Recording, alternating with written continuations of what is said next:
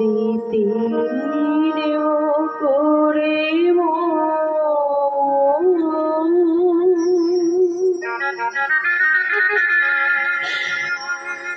আজ তো ছায়া পড়ে রানী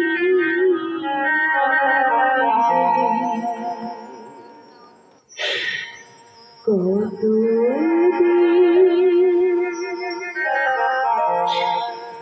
কত দেখিনি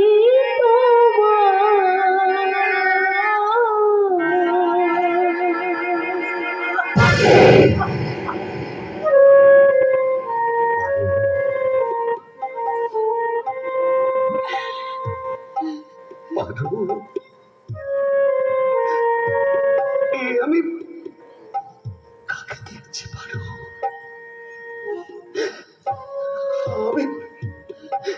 আমি কি দেখছি পারো? তুমি আজ স্টেশনে চা বিক্রি করছো পারো? বাবু তোমার নাম ধরে কথা বলছে কেন মা? পরিচয় আছে বুঝি? মা পারু, ছেলেটা তোমাকে মা বলে ডাকছে,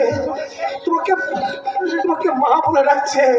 তবে কি এই সেই সোনার গোলাপ? চলো আরে তাকে দেখাবো বলে তোকে আমি আসতে চিঠি দিয়েছিলাম, যাকে মায়ের গর্ভে রেখে তুই গ্রামে চলে গিয়েছিলি। এই তোর সে উরস যত সন্তান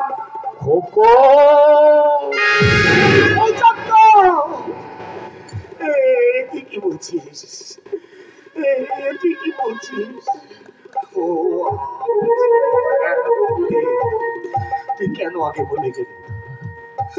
কেন আগে বলে গেলি না? ও আমার ছেলে, তুই আমাকে দিয়ে কি করালি রে চন্দ্র? তুই আমাকে দিয়ে কত বড় পাপ করালি। আমি কি করেছি জানিস? আমি আমার ছেলেকে দিয়ে আমি জুতো পালিশ করিয়েছি। লোকটা অমন করছে কেন মা? লোক নয় রে হতভাগা, লোক নয়। যাকে দেখবার জন্য তুই আমার গলা জড়িয়ে ধরে কাঁদতি, ওরে মানি, ওরে মানি, ওরে এই তোর সেই বাবা। বাবা, তুমি আমার বাবা? আমি তোর ভাগ্য বিলম্বিত হতভাগ্য বাবা। বাবা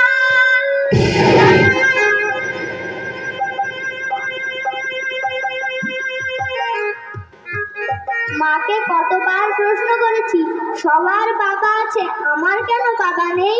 মা বলতো আছে রে আছে, সময় হলে সে নিশ্চয়ই আসবে।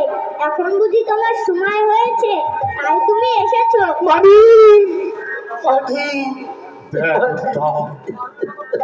পারুলের বাবা কখন গুন্ডাকে মেরে ফেলতে চেয়েছিল রে। আমি দাদার কর্তব্য পালন করতে রাতের আধারে ওদেরকে যে এখানে আমি পালিয়ে এসেছিলাম। চন্দন, তোকে ধন্যবাদ জানানোর ভাষা আমার জানা নেই। শুধু তোর কাছে আমার অনুরোধ, ওই পারুলের হাতে ভাই ফোঁটা নিতে বছর বছর আমার বাড়িতে যাস। তুমি আমাদের তোমার বাড়ি নিয়ে যাবে বাবা? হ্যাঁ রে মামু। এখানকার মতো তোমার বাড়িতে খাওয়া করার কষ্ট হবে না? তুমি খুব বড় লোক না? আর আমি তোদের কোনো কষ্ট পেতে দেবো না রে, কোনো কষ্ট পেতে দেবো। চন্দন, আজ আমি এদের বাড়ি নিয়ে যেতে চাই, তোর কোনো আপত্তি আছে? আপত্তি কিসের রে ভাই? তুই এদেরকে উপযুক্ত মর্যাদা দিয়ে তোদের বাড়িতে নিয়ে যাবি, এ তো বড় আনন্দের কথা। না, তোমার বাড়িতে আমি কিছুতেই যাবো না। তোমার স্ত্রী আছে, সন্তান পারুল, সন্তান, সন্তানের মুখ আজ আমি প্রথম দেখলাম। পারুল, স্ত্রীর কথা বলছো, দুটো স্ত্রী কি পৃথিবীতে কারো নেই? আমার তুমি মাফ করো, আমি এইভাবে দুঃখের কষ্ট আমার জীবনটা আমি কাটিয়ে দেবো। তোমার সতীনের সংসারে অশান্তির বোঝা হয়ে আমি থাকতে পারবো না। তুমি যাবে না? না, আমি অনুরোধ করছি। আমি রাখতে পারলাম না, আমার তুমি ক্ষমা করো। আচ্ছা, যাও কিনা আমিও দেখছি। খোকন, এসো তো নাই।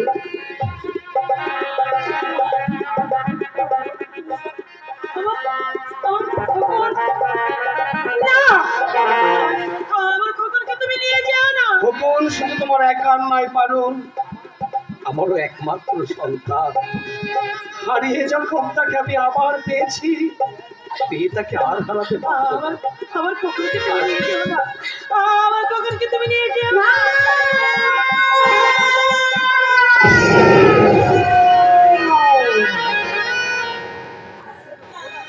দাদা আমার খোকনকে নিয়ে গেল, আমার খোকনকে নিয়ে গেল। এই পাগলি, এই নিয়ে যাবে না। রক্তের সম্পর্ক কি কখনো ছিন্ন হওয়া যায় না? কিন্তু ওর বাড়িতে যাওয়া আমার কি উচিত হবে দাদা?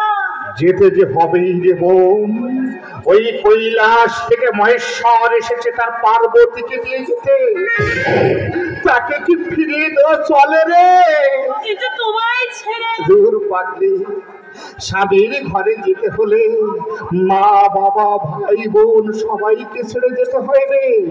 মেয়েদের তার জন্য দুঃখ পেতে নেই রে। হ্যাঁ রে বোন, যেমন তোকে তোর বাবার কাছ থেকে আমি এখানে এনে রেখেছিলাম, তেমনি আজ তোকে তোর স্বামীর হাতে তুলে দিতে পেরে আমি জয়ী রে বোন, আমি জয়ী। চল চল রে বোন, চল, তোকে আমি ট্রেনে তুলে দিয়ে আসি।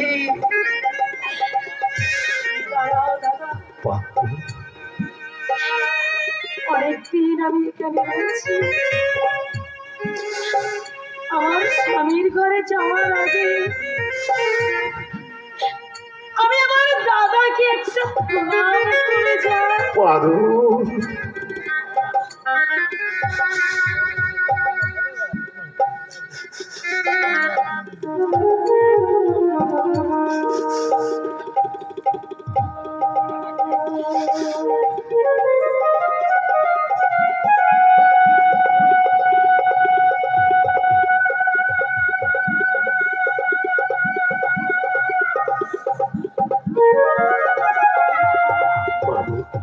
আমাকে তুমি আশীর্বাদ করো দাদা,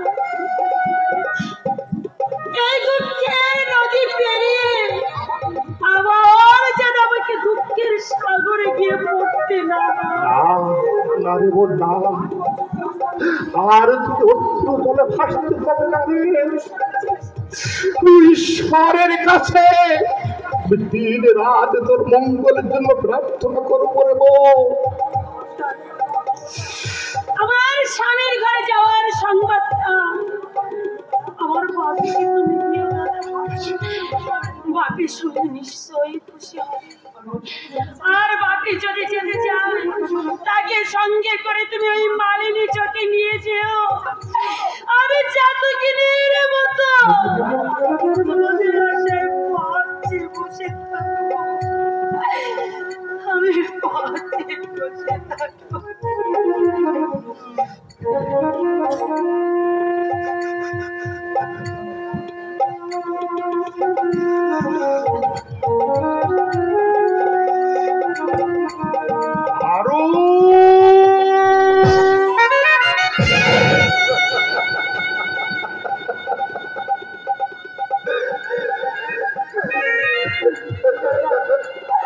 আর যদি তোমার সাথে আমার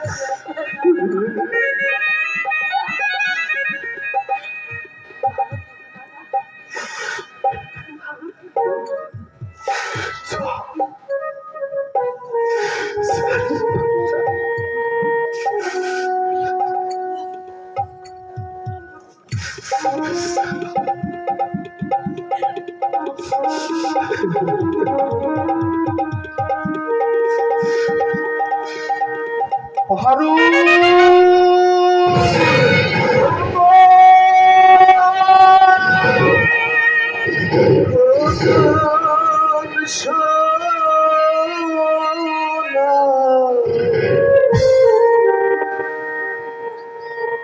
চাঁদের কোনা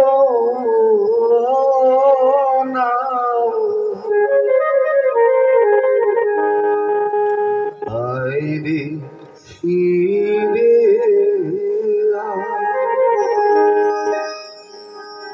হে বক্ষ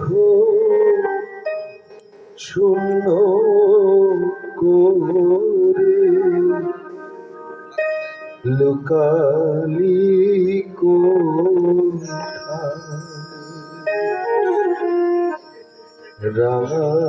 মুখে দিয়েছু বলবে কে আর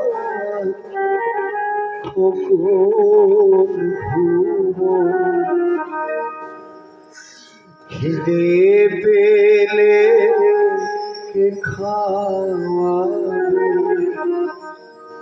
খাবার তুলে ওরে সোনা মনি আয় রে বুকে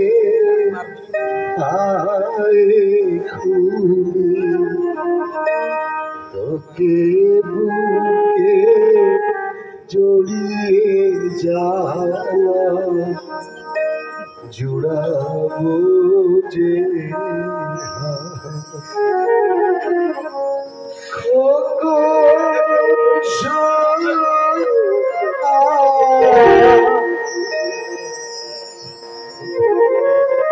চাঁদের কোনা হায়রে বুকে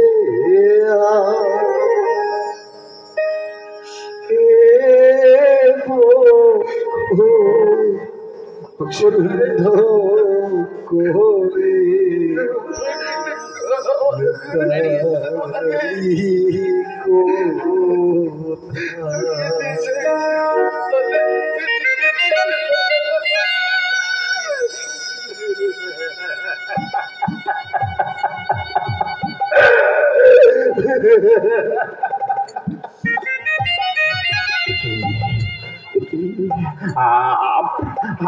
আমার চোখ থেকে জল বেরিয়ে আসতে চাইছে কেন? আমার বুকের ভেতরটা আকার করে কাঁদছে কেন? আমার পাক শক্তি রুদ্ধ হয়ে আসছে কেন? না না না না না না আজ আমার আনন্দের দিনে দুঃখেরা যে শোভা পায় না। পারুলের বাবার কাছে খবরটা দিয়ে আমাকে যে আমার শেষ কর্তব্য পালন করতেই হবে, শেষ কর্তব্য পালন করতেই হবে। সম্মানিত সুধী উপভোগ করছেন যাত্রাপালা জেরি থেকে বলছি। নাটকের প্রায় শেষ অংশে আমরা চলে এসেছি, আশা করি আপনারা সাথে থাকবেন। আপনারা দেখছেন জেল থেকে বলছি খোকন চরিত্রে অভিনয় করছে ঐশ্বর্য তরুণ নাট্য সংস্থার শিশু শিল্পী মাস্টার অনির্বাণ। অভিনয়ে সন্তুষ্ট হয়ে জনতা হালদার তাকে 100 টাকা পুরস্কার দিয়েছে এবং চাকর চরিত্রে অভিনয় করছে, নীলকণ্ঠের চরিত্রে অভিনয় করছে ঐশ্বর্য তরুণ নাট্য সংস্থার বলিষ্ঠ অভিনেতা চরিত্রাভিনেতা বাবু সঞ্জয় রয়। তার অভিনয়ে সন্তুষ্ট হয়ে কমিটি তাকে 100 টাকা পুরস্কার দিয়েছে। ধন্যবাদ সকলকে।